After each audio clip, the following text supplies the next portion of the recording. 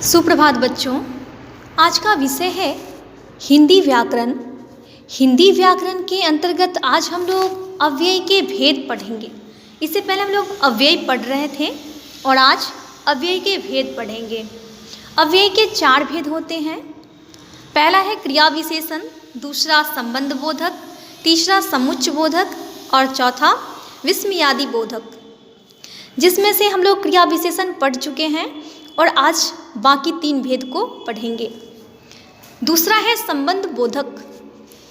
वे अविकारी शब्द जो संज्ञा का संबंध वाक्य के दूसरे शब्द से प्रकट करते हैं उसे संबंध बोधक अव्यय कहते हैं। जैसे चारों ओर, दोनों ओर, आमने सामने, निकट, दूर, पास, ऊपर, नीचे, पर, इस ओर, उस ओर आदि। इस प्रकार के शब्द संबंध बोधक शब्द कहलाते हैं, जो कि संज्ञा का संबंध वाक्य के दूसरे शब्द से प्रकट करते हैं। नीचे वाक्य है कि विद्यालय के दोनों ओर वृक्ष लगे हैं, घड़ी मेज पर रखी है। तीसरा है समुच्चय बोधक।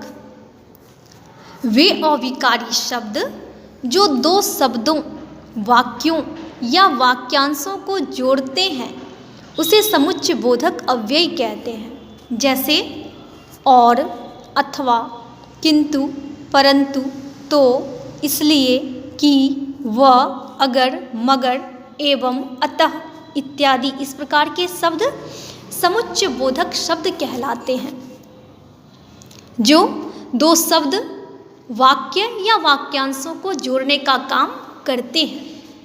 नीचे वाक्य है दिव्यांशु सुंदर है परंतु मोटी है। ये परंतु शब्द जो है वाक्य को जोड़ने का काम कर रहा है।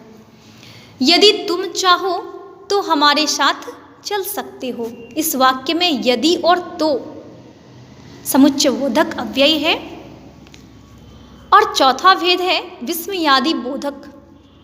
वे अविकारी शब्द जिससे हर्ष, शोक, विस्मय, प्रसन्नता, भय, घृणा, विषाद आदि का भाव प्रकट होता है उसे विस्मयादि बोधक अव्यय कहते हैं। जैसे अरे, शाबाश, छी छी, चुप, उफ, हे राम, वाह, ओह इत्यादि।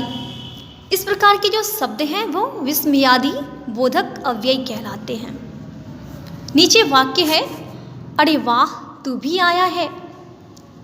अरे, तू क्या समझती है अपने आप को। उफ, कितना शोर हो रहा है यहाँ। हे राम, दया करो। इस प्रकार अव्यय के बाकी भेद को आज हम लोग पढ़ें और आगे की वीडियो में हम लोग नया चैप्टर पढ़ेंगे। धन्यवाद।